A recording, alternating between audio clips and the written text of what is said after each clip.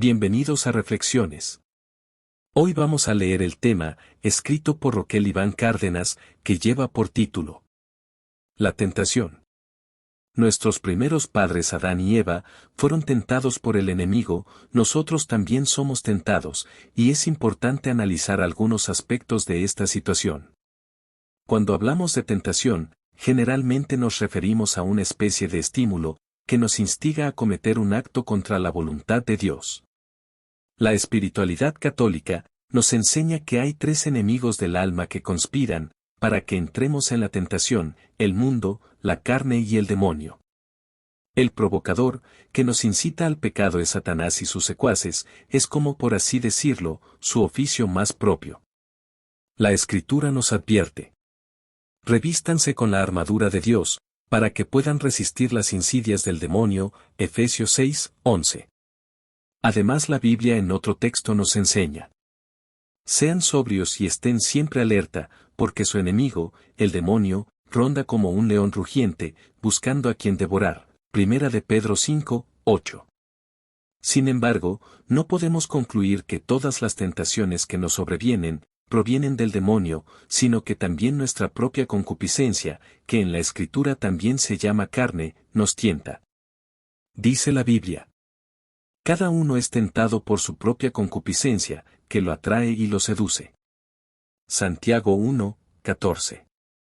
En cuanto al mundo, se refiere, es ese sistema que es fruto de la suma de los pecados personales, que producen verdaderas estructuras sociales de pecado.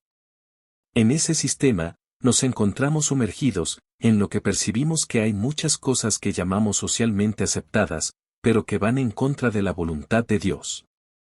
En ese sentido la Sagrada Escritura nos dice: no amen al mundo ni nada de lo que hay en él. Si alguien ama al mundo, no tiene el amor del Padre. Primera de Juan 2:15. En otro texto nos dice: no se amolden al mundo actual, sino sean transformados mediante la renovación de su mente. Así podrán comprobar cuál es la voluntad de Dios, buena, agradable y perfecta. Romanos 12:2. Pero Dios permite que seamos invitados al mal, por nuestros enemigos espirituales, para darnos ocasión de mayores merecimientos.